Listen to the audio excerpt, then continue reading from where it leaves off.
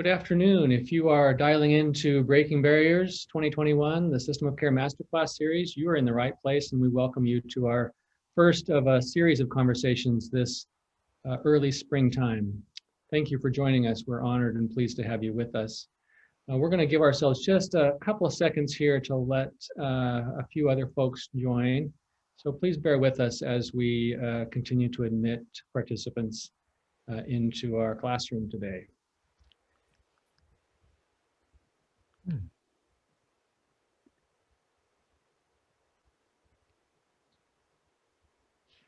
So this is the first in a series of conversations. Some of you may have been experienced Breaking Barriers attendees in our prior year's symposia that have been historically held each November for the last few years. And we're really pleased to have you continuing to join with us in the conversation around how interagency work for young people in California can be most effective. This year marks a new service, if you will, or a new resource that Breaking Barriers is sponsoring, and it's a series of master classes, which we'll be talking about a little bit more detail later on. But today is the kickoff for that event. So once again, really thrilled to have you with us. I'm one of your co-hosts. I'm Richard Knecht with the Integrated Human Services Group, and I'm joined by Steve Hornberger at San Diego State University's Social Policy Institute. Steve, say good afternoon. Well, good afternoon, Richard, and everybody who's joined. I'm excited about being able to extend the work that we do and the learning that we have at the symposiums across the year now. Fantastic. Our guest today is Elizabeth Estes, who is the founder of Breaking Barriers and someone that many of you are very familiar with.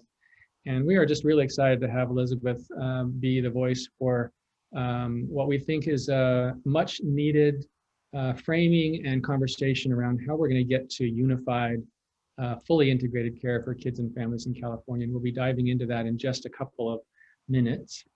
We want to acknowledge our sponsors. A great appreciation goes to the Mental Health Services Act Oversight and Accountability Commission for their ongoing support of Breaking Barriers over a number of years now. We're truly appreciative of the extraordinary recognition that comes with a partnership there and the ability that it gives Breaking Barriers to be a voice to these complex issues around integrated care. We're supported additionally by the Social Policy Institute at San Diego State and by the Integrated Human Services Group. And appreciate also the ongoing expertise of others, including some of you on this call who've helped to shape the conversation over not just the last few years, but over many decades now in California. So thank you all for that support. Our purpose in these master classes is really to inform the community of practice and learning in California. There are a number of initiatives underway across the state to better link and integrate care for children and families, but there is very little of that happens at both the practice and policy level. And we think Breaking Barriers can be a partner in that. And so we're here really with these master classes in support of building that community of practice. We hope that we'll find an opportunity additionally to share resources with you that are supportive of your efforts to interconnect systems at the local level. We're mindful that there needs to be space for informal peer-to-peer coaching. And so one of the experiences you'll have in the next 4 master classes that are to come this summer and spring will be hearing from subject matter experts, masters, if you will, in the particular topic du jour. And so we hope that that as you attend each of those sessions and that as you hear and that you bring forward the challenges that you're having, that you'll find an opportunity to teach one another and to learn from one another. We hope in that process also that we'll inform policy, that as the field adapts and learns locally, that we will find initiatives and opportunities to raise upward at both the state and local level where policy might need to be adapted in support of integrated care. We want to, of course, engage and strengthen the voices of community members and those we serve. Much of the integrated work is transformed most effectively when we are in truly, authentically egalitarian accountabilities with parents, youth, children, students in shaping the essence of the work. And finally, the purpose is to really inform the installation and use of best practices across the field, whatever that means in your particular sector or in partnership with others with whom you do your business. I want to set just a little bit of context, and we'll try to be brief here, but this is particularly timely content in California, in large part because in the last year or so, there have been significant efforts to stand up what has the potential to be the state's best effort yet at integrated systems. And there is a structure for this now under Assembly Bill 2083. Many of you are aware of this work. It establishes a requirement on local department heads to engage in a formal way with one another to form interagency leadership processes. And then from that leadership process to approach the various essential elements of a good integrated system of care. Those partners are listed here in this slide. In some local jurisdictions, of course, there'll be other partners that will be invited. But we hope at Breaking Barriers to be in alignment with that effort, as we do see it as a structure that can be effective when it's done correctly and with mindfulness and awareness of all partnerships. So we're trying to parallel process, if you will, the installation of systems of care via Assembly Bill 2083. Those 58 county partnerships require, again, an MOU.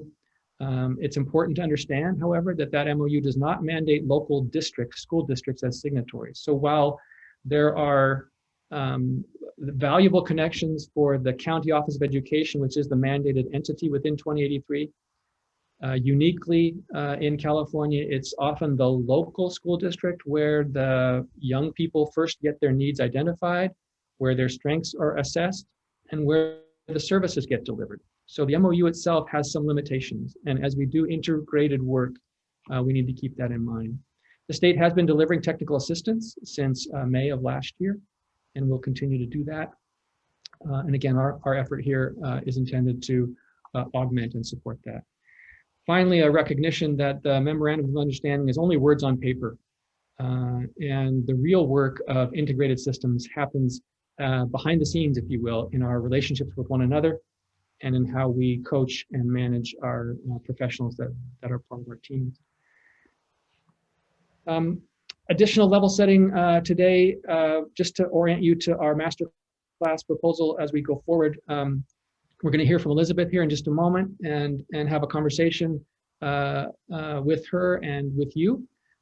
In the coming 4 Masterclasses to follow, we will focus each of those on one of the 4 pillars of good system of care work, if you will. And these involve, as some of you are familiar with, the integrated or shared leadership or governance, a shared approach to how we manage our information and our data, a shared methodology and agreement about how the financial resources are linked and leveraged together, and finally, how public sector, private sector partnerships are formed in community at the practice level, the grassroots level, where those who receive services can be, again, a part of the governance conversation and be most effective as peers with government in doing this work.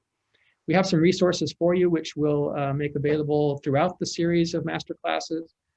You can find them all directly at breakingbarriersca.org, breakingbarriersca.org. And we will perhaps, I think maybe in the interest of time, we'll come back to this if we have time at the end, maybe, and take a look at the toolkit resources in the YouTube page. But let's jump to our conversation and see how the afternoon emerges. We can always come back to this, time permitting. With that, pleased to introduce again to you Elizabeth Estes, who many of you know, and I'll yield the microphone to Elizabeth.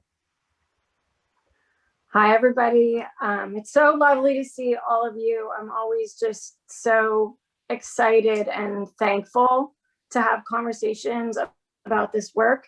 I think, as most of you know, I came to this work very organically out of my own trauma and experience in the field in California. I've worked in children's services for 26 years in California across all of the different agencies that touch children and families. And about 6 years ago, I came to the realization, after my own trauma and recovery, that many of them can't get what they need when they need it. And a reason for that, a barrier to that for them, is the way our systems are operating, and that we had room for reform and improvement and partnership, and that the world had evolved so far from their original development in our siloed infrastructures, and that it was time to connect us around the needs of children and families that we touch, often simultaneously, but not necessarily together. And so I just thank all of you for doing the work. It's harder work than one would expect. And so I just appreciate you in the field, because honestly, for all the conversations about this integrated care work, which have just exploded over the past 5 to 6 years, which is fantastic, they don't matter unless we change the experience of the children and families that we serve and the people who are serving them. The way our system operates in silos is, I believe, just as hard on those of us that are in the system trying to serve as it is on those who need to be served. So, you know, we can celebrate our successes as we go. And so many of the names and faces that I see here are people who've tackled this work, and you've just done such amazing things in the field for children and families. And I just so appreciate it from both the personal and professional level. So, and I just look forward to doing more and more work. And we at Breaking Barriers have just always, it's like I said, it started organically, and we've always just been here to try and help the field continue to further this work for all of us and for those we serve. So I just really appreciate you being here. As I have been involved in this work, so many people have said, like, what does it look like at the end of the day? You know, where are we trying to get to? Exactly who, Elizabeth, you know, are you talking about? Which population of children? You know, the little ones or the big ones, the, you know, really, really, really involved ones who need more intensive care, or the ones who aren't?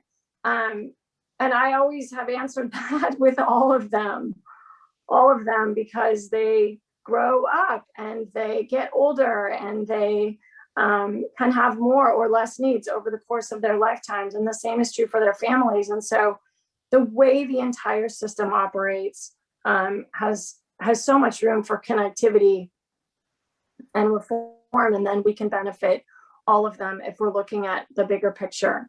So part of the conversation that's evolved over time is really making sure that we have, you know, when we're looking at one child and family, we have a plan, a collective plan for serving them, and that our plan isn't disparate and siloed from one another, so much so that they can't even understand the plan, and we can't execute that plan together. So we are in support of the whole child and family, and some of the principles that are so critical to this work is that it be youth and family led. They have a just absolute critical voice in, you know, the solutions that we're finding to better wrap ourselves around them and their needs. That it be grounded in equity and injustice, that it be culturally and linguistically responsive, that it be community owned. In my world, I want the whole community to understand that we are all one. One is definitely a theme in my life and in my work, and that the community owns the outcomes of our children and families together, and we should all care about those collective outcomes in order for us to achieve them.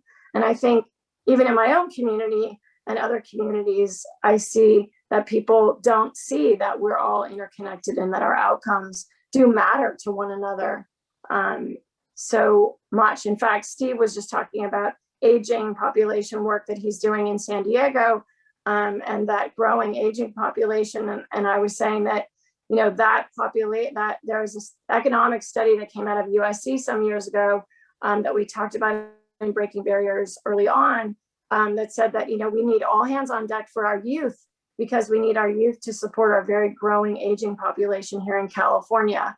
And so there is really critical need for us to understand that connectivity.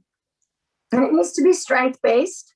As a trauma survivor myself, I recognize that I faced and face challenges as a result of my own trauma and my own PTSD, but I also have great strengths as a result of that.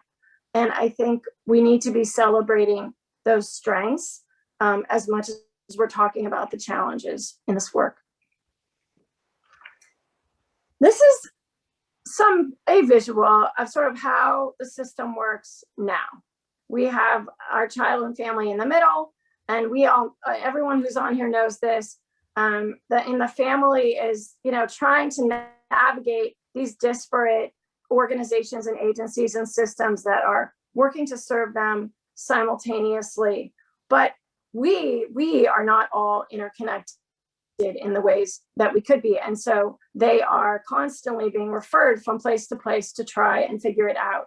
And even the most involved, knowledgeable, attorneys and advocates and in the system have a hard time figuring out how to navigate the system that we've created for children and families, and to understand the different resources that are available to them.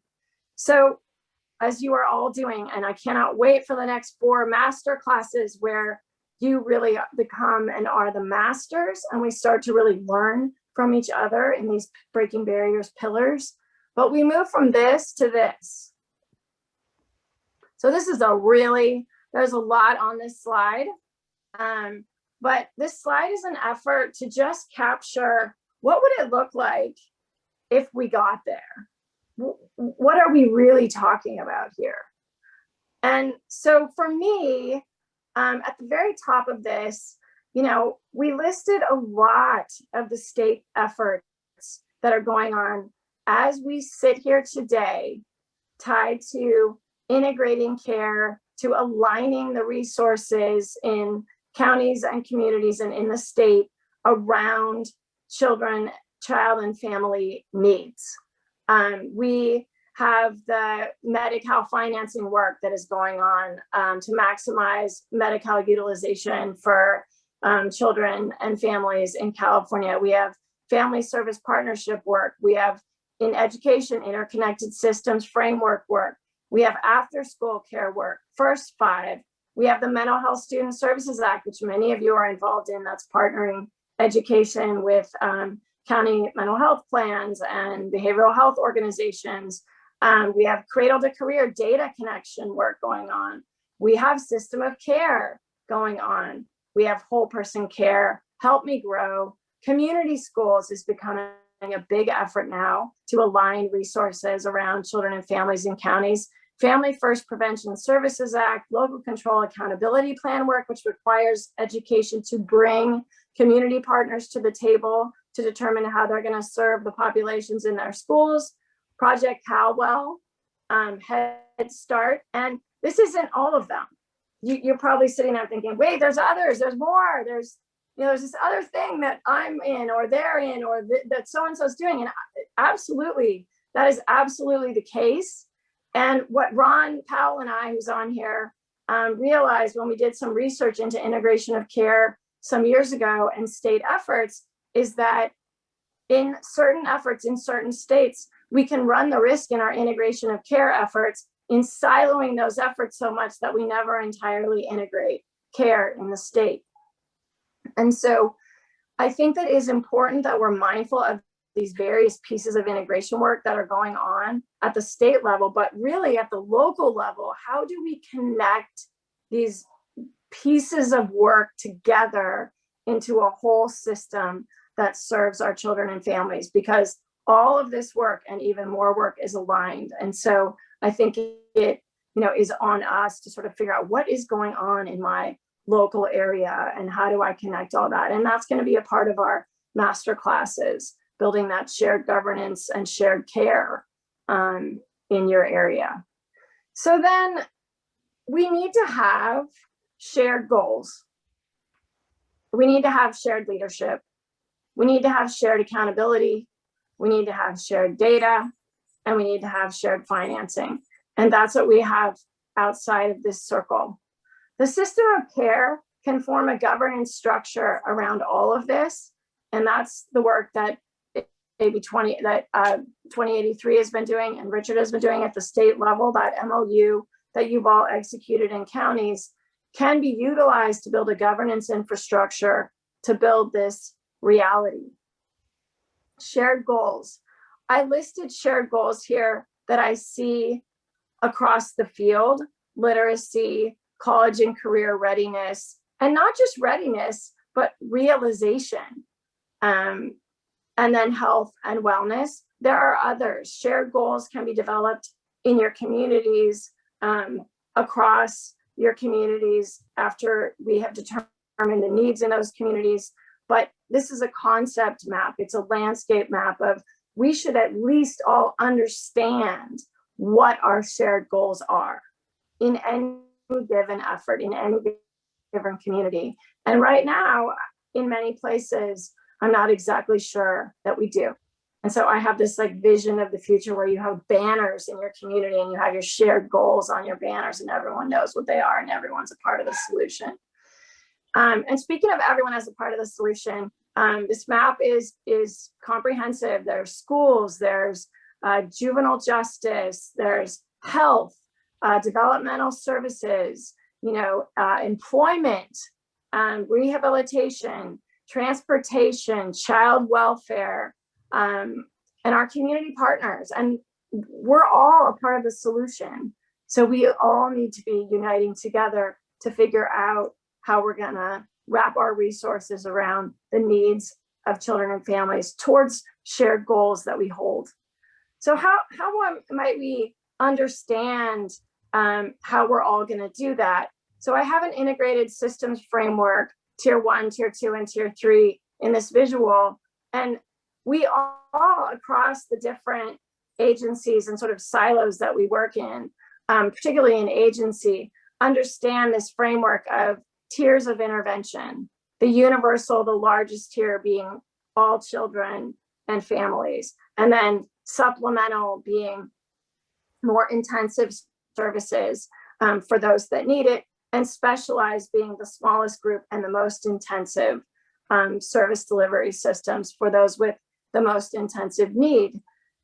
If we all understood the same language in that, we could map it together, an integrated systems framework where we aren't just mapping within our one silo what our service delivery continuum is, but we're all aware of each other's service delivery systems that are available to children and families, and we can have transparency on what those are.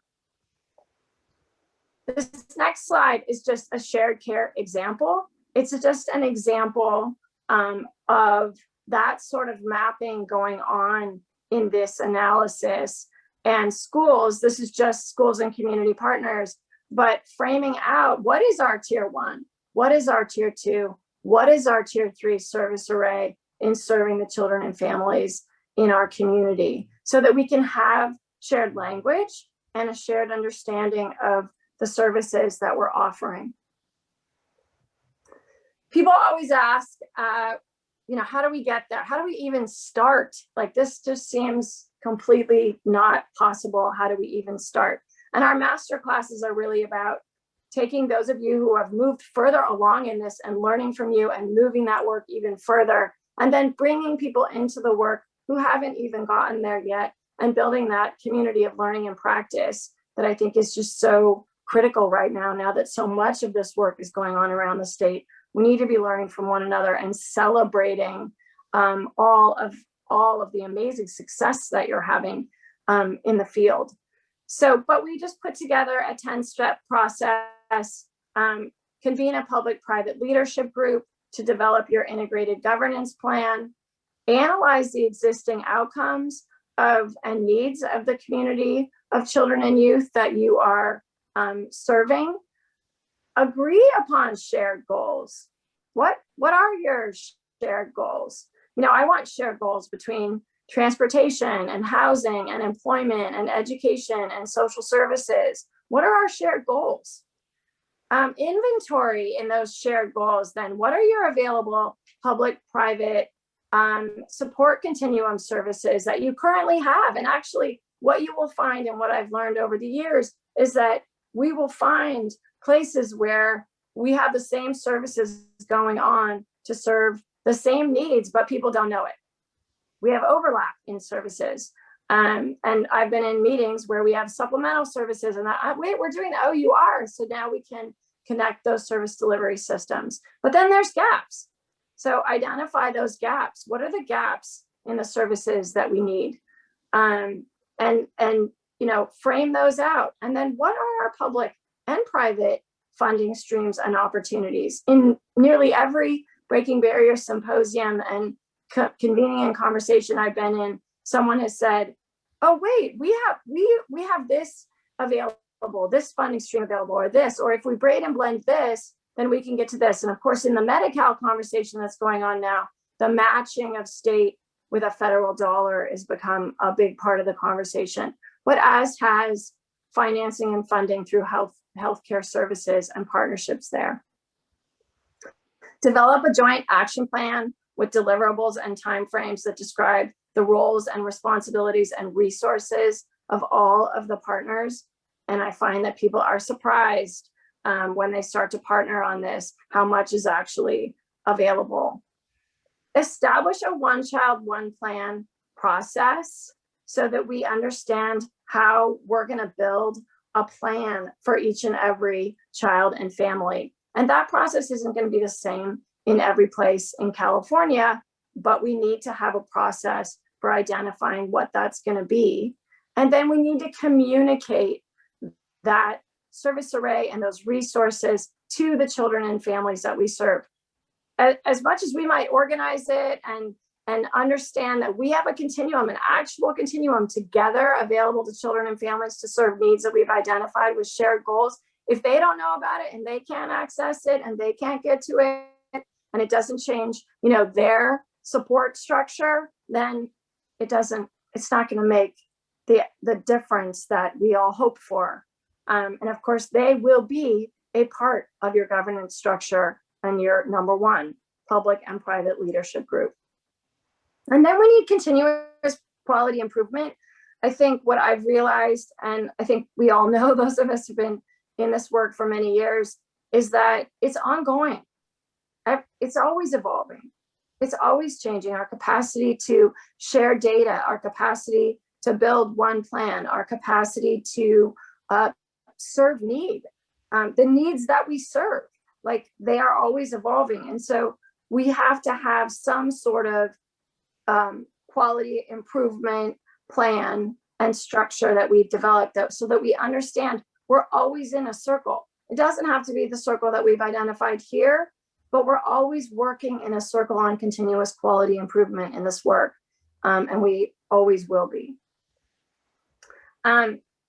So we've put together a group of questions. We've used these at the symposiums in the past, but they're questions that we've asked the partners that have come to the symposium with relation to the 4 pillars that we've developed. The shared leadership pillar, here is a list of questions that we've asked that you can utilize in the field to bring to your partners to think about, where are we in this?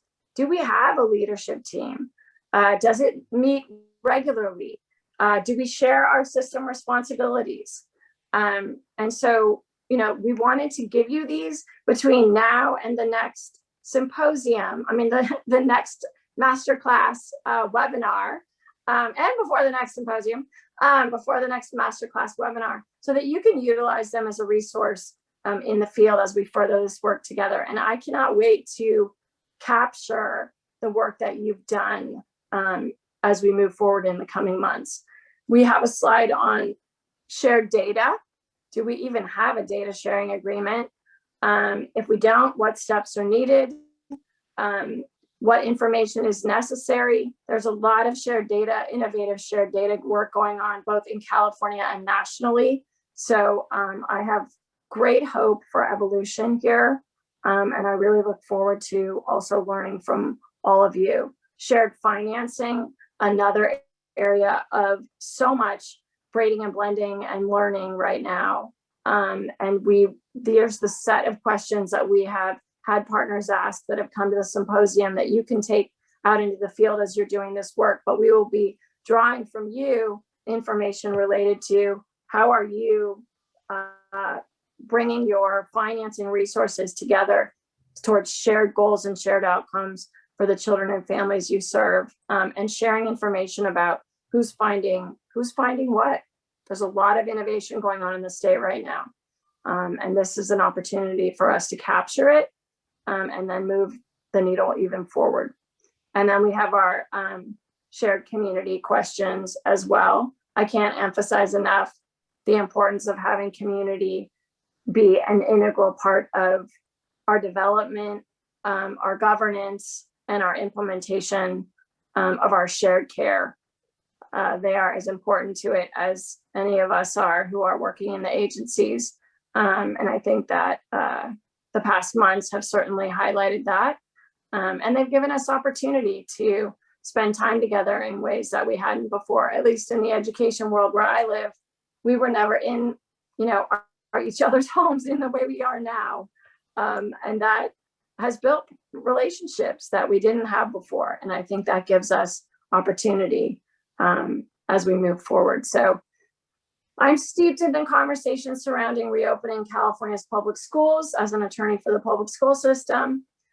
Learning loss, learning recovery, learning acceleration, learning impact, where we're all going to go from here. And I do think with all of this deconstruction has come great opportunity for local reconstruction in our systems and in our state in a different way than before.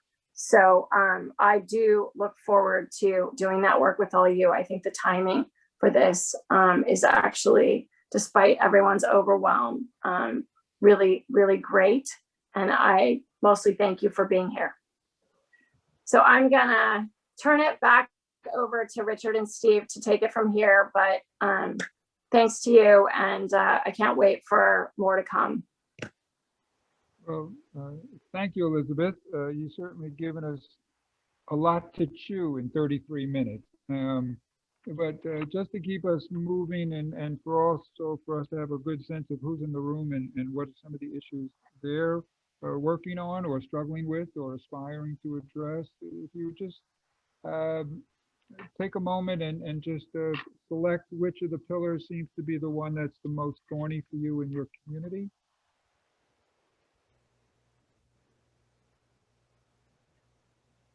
And then Jamie will take care of that for us.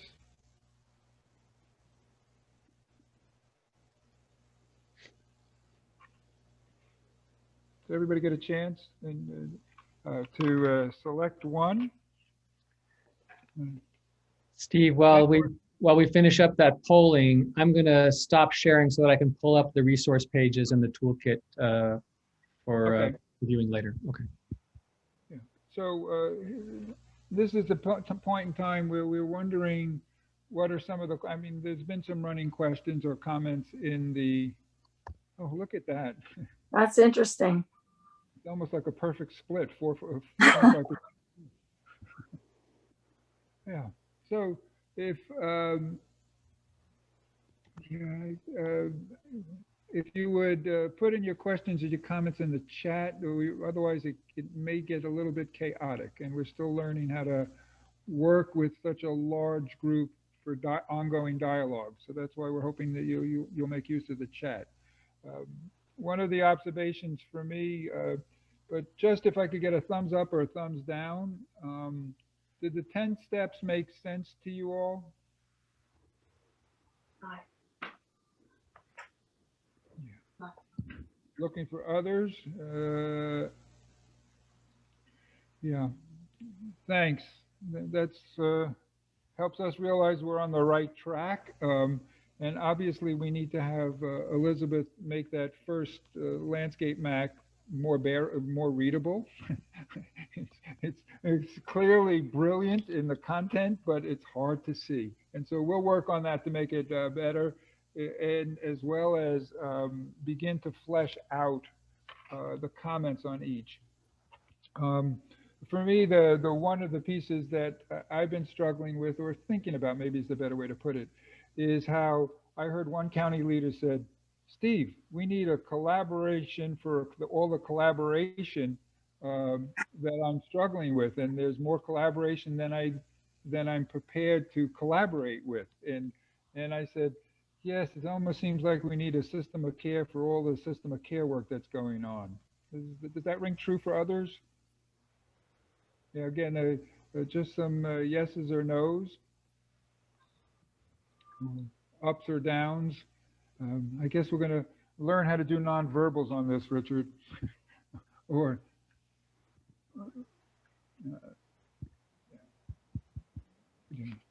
because if we could do it for the, yes, thanks, Richard. Does it make sense that we're trying to have one plan for each child?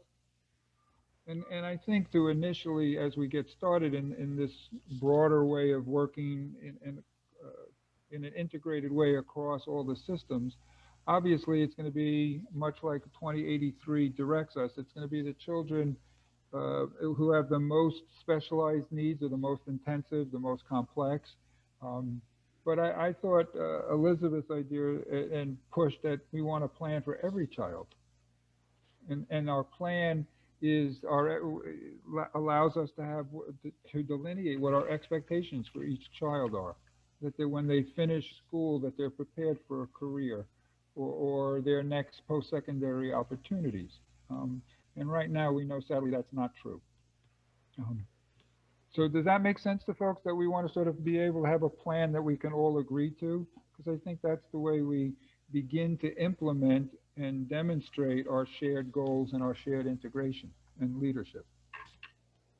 And so I think that that's, Elizabeth has, if you've never had spent time with Elizabeth, you should all just be prepared that Elizabeth dreams and dares bigly, and then everybody else tries to catch up and say, yeah, we can try and do that.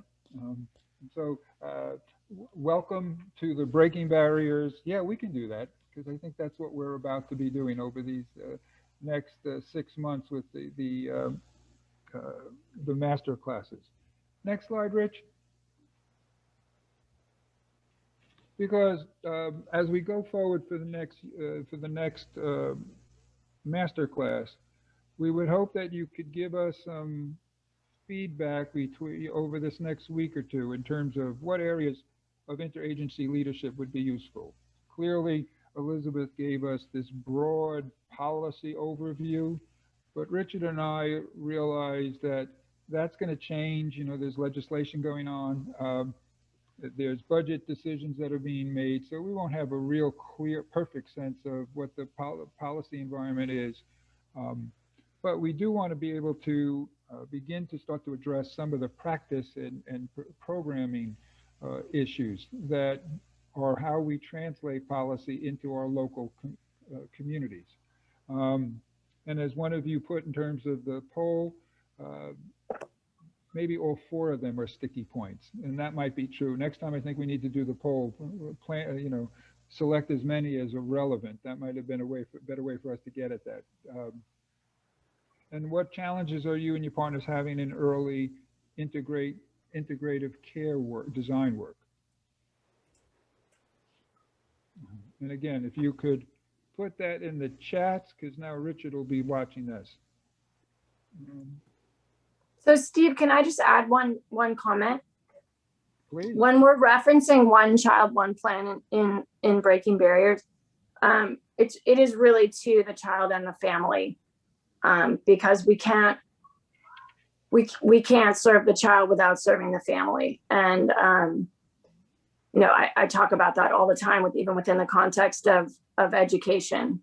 We have to involve the family in a child's education as much as we do the child. So I just wanted to say that. I saw that comment, David. Yeah. And so I think it's that's why we're having these master classes, so that we can refine our language and be all clear about what our shared goal is. But my challenging question would be, is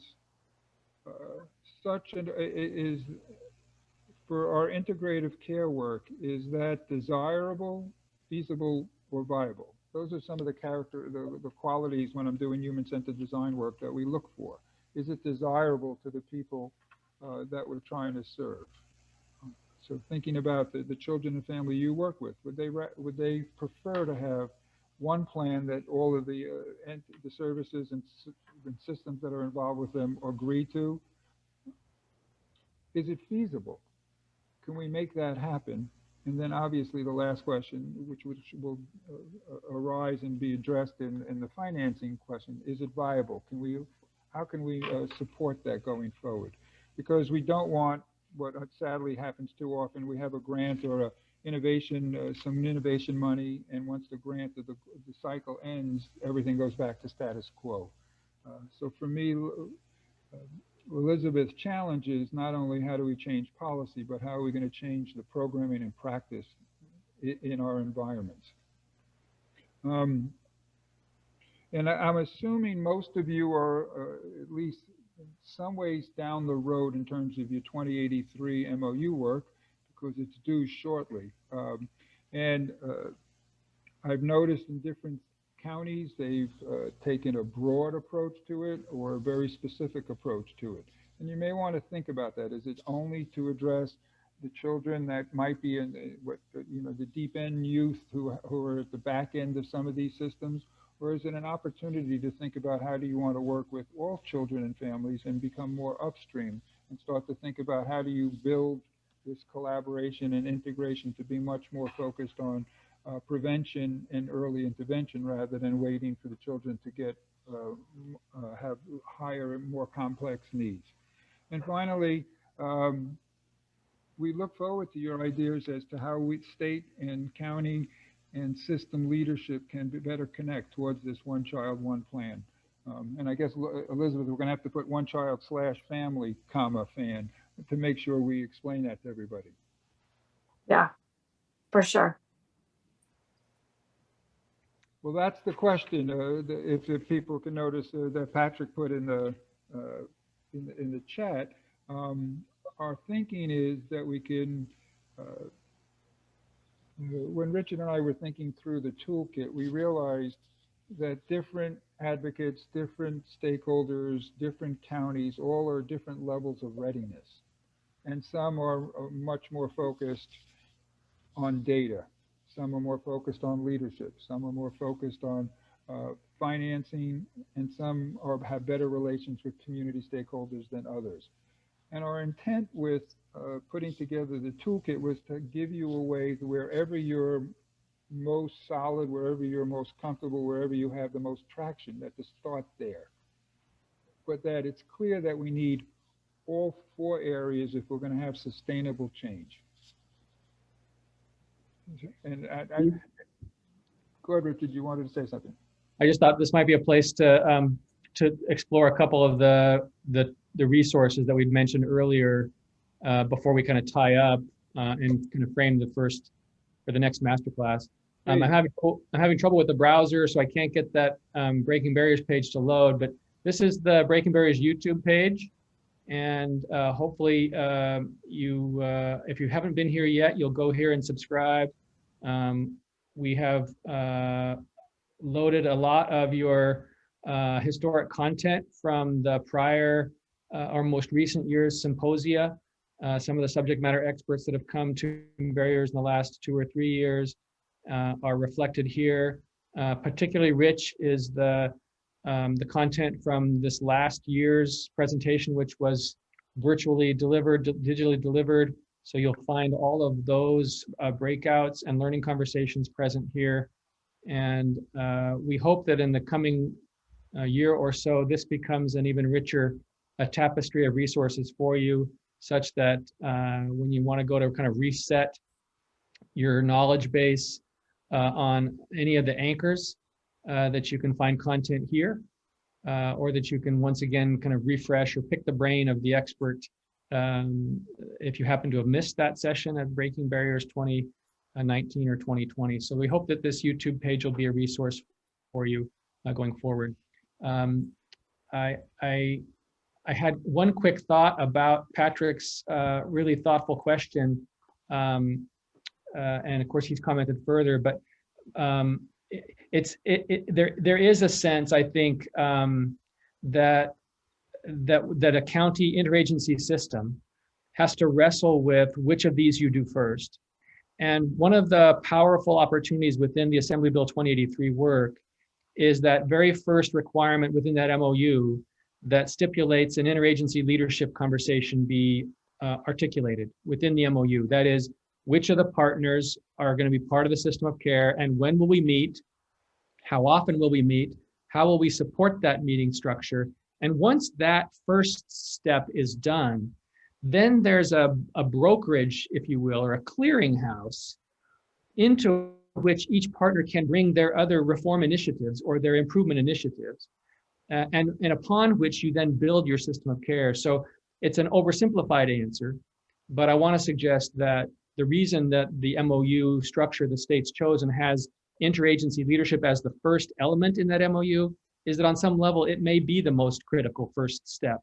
Absent the communication and the trust between department heads, superintendents, probation chiefs, sheriffs, whoever it is, absent that interdepartmental relational trust, nothing else will be possible.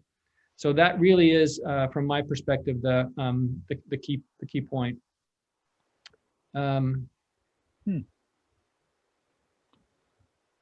Yeah, I appreciate the additional reflection from Patrick and Chat. That's thoughtful stuff in terms of the standard of care. And I think there are lots of efforts going on to move us to a standard of care. I don't know if we want to get into the weeds at this point today, but there are some work groups associated with the Child Welfare Council that are kind of striving to get us towards a standard of care that will support or align itself with the system of care work and this concept of integrated work that we're talking about. So thank you for that. Well, and I just jump in, Patrick, I so appreciate that comment, because that's sort of where I started was, we should have an agreement on that and then work towards how we get there. But a lot of the feedback from the field over the past years has been that needs are different and populations are different and resources are different. And we need to account for that in this work in all of our various counties. But I do really appreciate that standard of care conversation, because I also just think it's critically important. Yeah, and Elizabeth, to build on what you and Richard are saying, the standard of care in that shared frame for what we're trying to accomplish gives us the wherewithal to say, what are we going to do next? Because then it becomes a question of resources and strategies and tactics, but at least then we're moving in the same direction, and we're moving in the same, having the same goals for the youth and the families that we're trying to serve.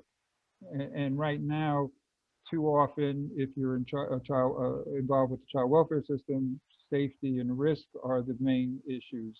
And if you're in a behavioral health system, there's some other issues that might be the prime focus. And what we're trying to do here is make sure that it's more comprehensive, that we realize that we want to help the whole child and family, because that's who people are. They're never just their one descriptor for their entrance into a system.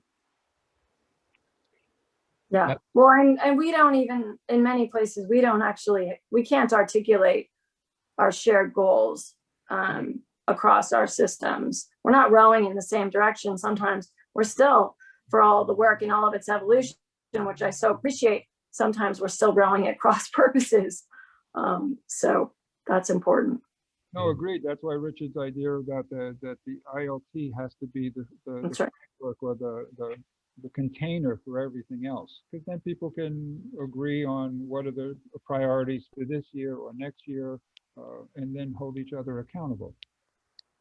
You'll see in chat that we have placed the link to the Breaking Barriers Toolkit. So hopefully you can jump in there and copy that link for your future reference. Thanks, Jamie, for putting that in there. Yeah, and that's through just to circle through best practice in this work. I would love to come to consensus on some concept of standard of care for children and families.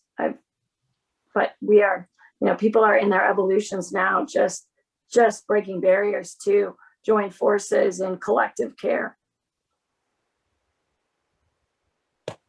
Right.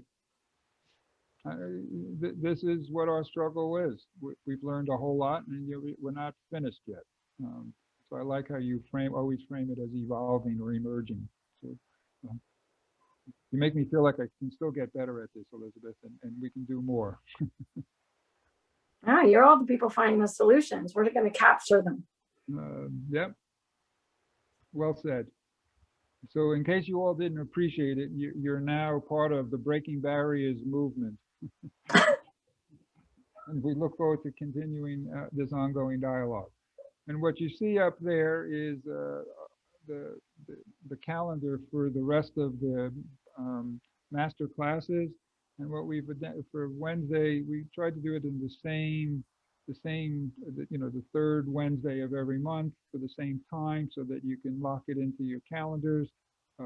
And for the next one, we're going to be doing shared leadership, and we're going to have examples from the court system, from child welfare, and from behavioral health. And I don't think any of the Judy, Colleen, or Melissa are unknown to you all. They're clearly, as Richard said, subject matter experts who've been long shining lights in our field.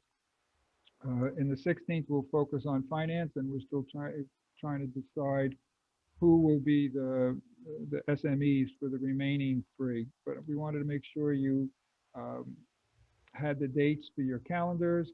And again, we want to remind you that as of the April masterclass, it's going to be much more focused on skill building and for integrated systems builders. And we want to be much more focused on design and implementation and not policy.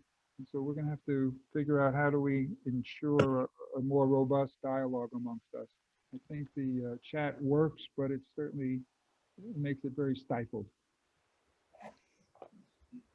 Final thoughts, Elizabeth, Richard, Ron?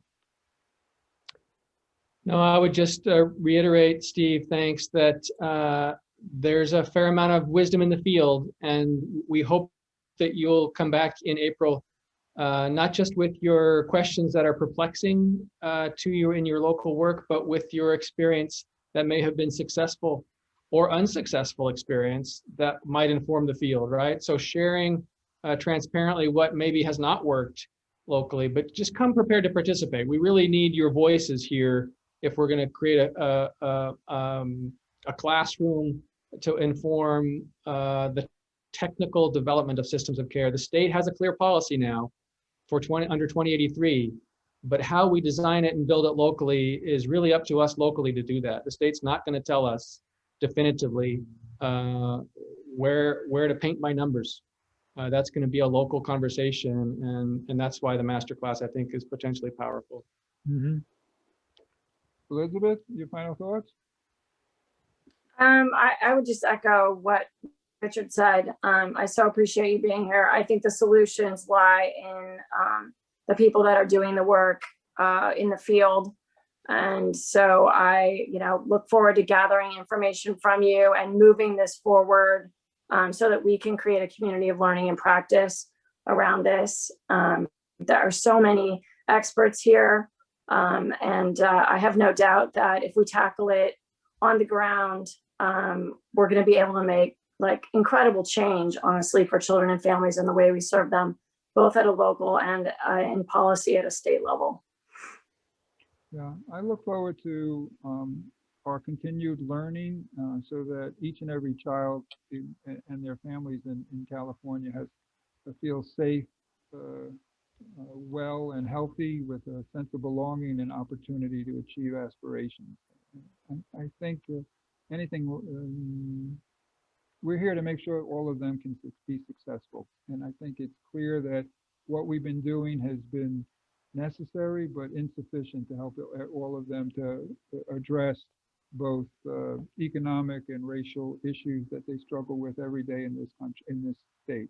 And as Alex says too often, we're like 43rd in what we do by the children, 43rd in the country. We've got work to do, y'all. I'm looking forward to doing it with you. With that, Steve, thanks. I think we're good for today. We'll look forward to seeing you April 21st. And if you haven't registered for that event, go ahead and do so. And please share the love with your associates and peers around the region in your counties. We'd love to see more folks here back for our conversation in April. And we look forward to any of your reflections or thoughts, and send them for, and any other issues that you might want from us at info@breakingbarriersca.org. In the meantime, stay safe, stay well. Look forward to seeing you in a couple of weeks. Thanks, everybody. Be well.